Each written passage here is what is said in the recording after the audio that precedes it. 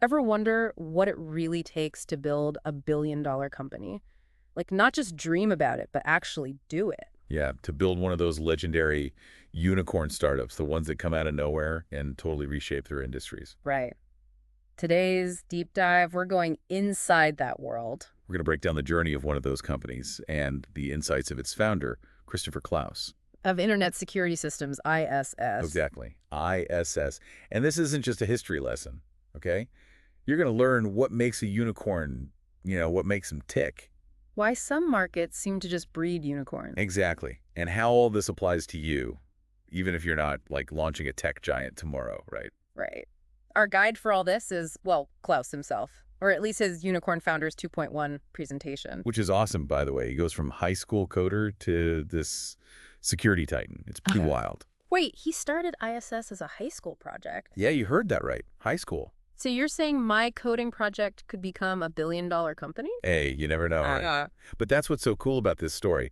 He keeps developing it, first at Lawrence Livermore National Lab, then Georgia Tech. Wow. But here's the thing. He doesn't hoard it. Mm-hmm. He releases early versions for free. Mm. Even open sources the code. Open source pioneer. Totally. But then ISS 2.0 comes out, and things get interesting. He puts a business license on it. Ah, so it's not just a hobby anymore, it's a company. Exactly. And the market responds. He makes early deals, like a $1,000 deal with an Italian research place. Not bad. Not bad at all. Then a $50,000 license with Sandia National Labs. Okay, that's validation. Right. Most high school projects don't get that. It's easy to think, oh, coding whiz, destined for success, but Klaus actually talks about two other things that were huge for him. Oh, yeah. Meditation and his inner circle. That's interesting. I wouldn't have guessed that. He says meditation helped him find his purpose, make good decisions under pressure, even handle the stress of, startup life. Which, let's be honest, is super stressful. Totally. And building a company, it's not just the product, right? It's about building yourself as a leader. Right. Then there's the inner circle thing. Klaus had mentors, advisors, lawyers, accountants. Smart. Like this whole network he could lean on. Crucial in those early days. That's actually how he met his co-founder, Tom Noonan. Here comes the rocket fuel. You got it. Noonan's background, Georgia Tech mechanical engineer, MBA from Harvard. Okay, that's a power duo. No kidding. Klaus has the tech brilliance. Noonan brings the business side. The sales, the marketing, the strategy. The stuff most tech geniuses don't think about. Exactly. And his impact was immediate. Day one, Noonan takes a deal with JPL NASA, from $30,000 to over $100,000. Talk about return on investment. Right. Co-founder effect, man. It's real. Wow. They were intentional about company culture, too. Oh, yeah. What was their style? Work hard, play hard, invest in the team, be frugal everywhere else.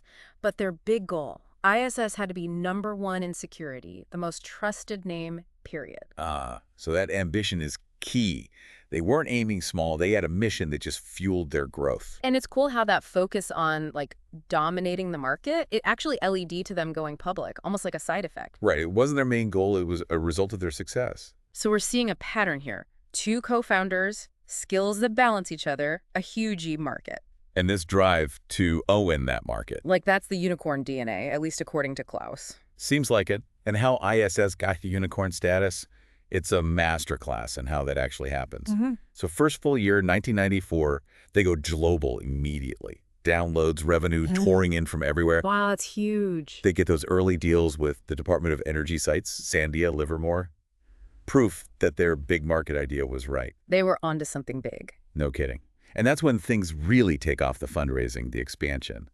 1996, they get $4 million from Greylock, Sigma Partners, and Imlay Ventures. They're building an all-star team now. VP of Marketing, VP of Engineering, VP of Sales, they got it all. They're at every conference, trade show, you name it, building those crucial partnerships.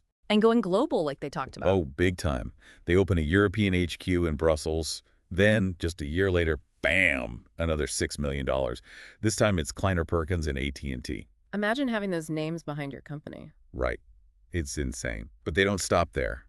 More U.S. expansion, then they go and open an Asian headquarters in Japan. All within, 4 years of starting? That's insane. It's mind-blowing. And it all leads to 1998. They raise a massive $66 million, go public on NASDAQ at $22 a share. Talk about a rocket launch. Klaus says this rate of progress, It's what separates the unicorns. Hire fast, build fast, raise money fast, expand fast. It's more than just moving fast, though, isn't it? Oh, definitely. It's about strategy. It's about knowing where to focus that speed. Mm-hmm. But we've heard Klaus's story, which is amazing, don't get me wrong. Incredible story. Right. But what about the bigger picture?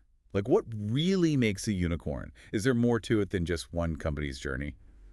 I mean, are there common threads we can find if we look beyond just ISS? Totally. Klaus's story is like the perfect launch pad. But yeah, gotta zoom out, see the bigger picture, right? One thing Klaus talks about is how unicorns, they usually pop up in these huge EE markets. Okay, like what?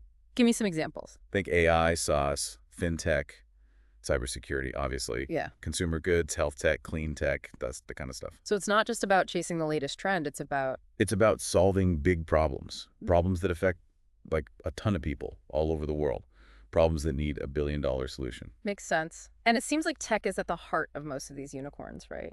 Oh, absolutely. Whether it's AI, software, hardware, they're pushing boundaries, bringing something new to the table, not just copying what's already out there. And usually you'll find one or two tech founders leading the charge. Yeah, that tracks with Klaus and his co-founder. Having those different skills from the get-go seems like a huge advantage. Huge.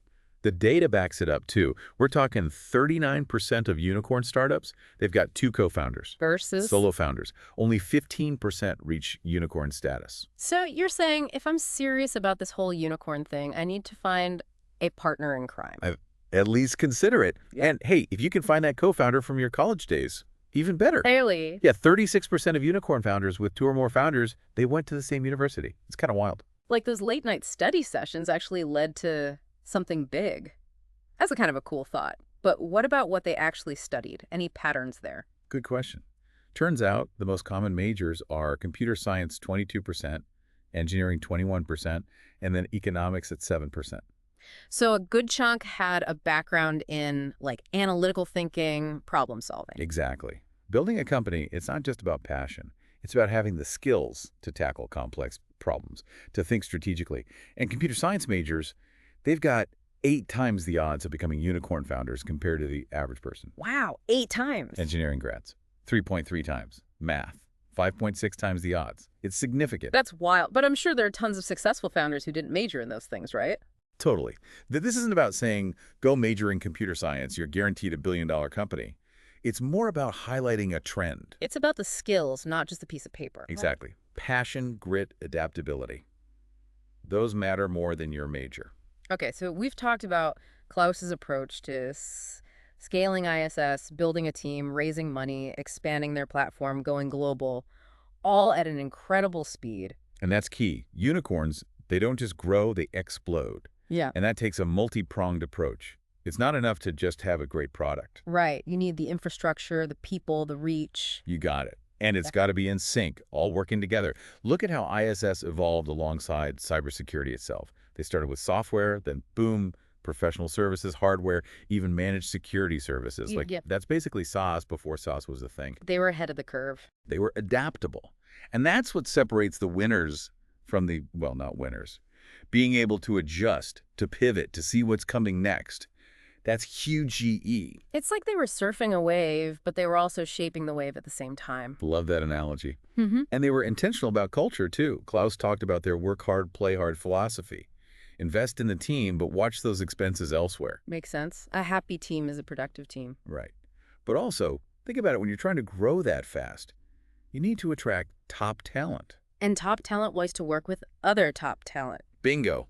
Remember what Klaus said about A players? A players hire A players. Exactly. And they accelerate progress. They don't get lost in the weeds. They focus on what matters. Speaking of which, Klaus also talked about the importance of a strong board of directors. They had Senator Nunn on their board. Talk about connections. But it makes sense. You want people with experience, with strategic vision, who can offer guidance. But also give the CEO and CTO the space to actually run the company. Balance is key. And that agility. It's crucial when you're competing on a global scale, which, let's be real, most unicorns are. Klaus talked about adapting to different business cultures, different approaches in each country. You're not just building a product for your hometown, you're building it for the world. Exactly. It's a whole different ballgame. So we're talking about this rate of progress, but it's not just about speed, is it? It's about being deliberate. It's about constantly learning and adapting. It's about being comfortable with the unknown. It's about being willing to fail, to pivot, to change course when you need to. And it's about the people, right? Building the right team, finding your co-conspirators, your mentors, those who challenge you and push you to be better. Couldn't have said it better myself. You know, that rate of progress thing that Klaus talked about? It really stuck with me. It seems so simple, but there's a lot to it. Yeah, it's not just about speed. It's about being intentional with your actions, Yeah. like knowing what you're doing and why. Exactly. It's about focusing on the milestones that actually matter and tuning out all the other noise. And it made me think Klaus said A players hire A players, but don't they also accelerate progress? 100%. Yeah. They don't get bogged down by the small stuff. Yeah. They're all about moving the needle. Yeah. And that's where collective wisdom comes in. Surrounding yourself with the right people, co-founders, mentors, advisors, even just having a good support network, you can make a huge difference. It's like that saying, if you want to go fast, go alone. If you want to go far, go together. Right. Two heads are better than one, especially when those heads have totally different skills. And honestly, that's something anyone who wants to build something big needs to hear.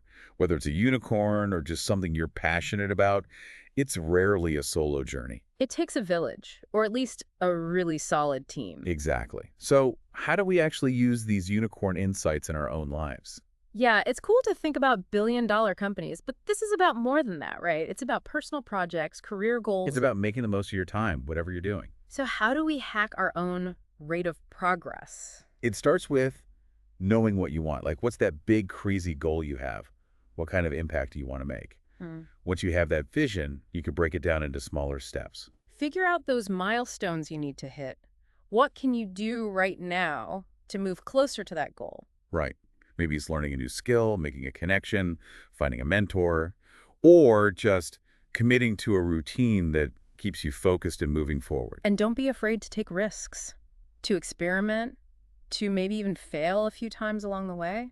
Failures are just learning opportunities in disguise. Yes. Right. Every setback just helps you adjust your course. Remember, Klaus started ISS as a high school project. He didn't have all the answers, didn't have some fancy degree. He had a problem to solve and the drive to see it through. Exactly. And that's what it's all about. The unicorn journey, it's hard, no doubt. But the rewards, man, they can be life-changing. And it's not just about the money, right? It's about pushing boundaries, creating something new, leaving your mark on the world. Couldn't have said it better myself. So to all you dreamers and doers out there, those of you who want to shake things up, make a difference, find your people, build your team, and don't be afraid to push that rate of progress. Who knows, maybe they'll create the next unicorn. The world needs more of those, that's for sure.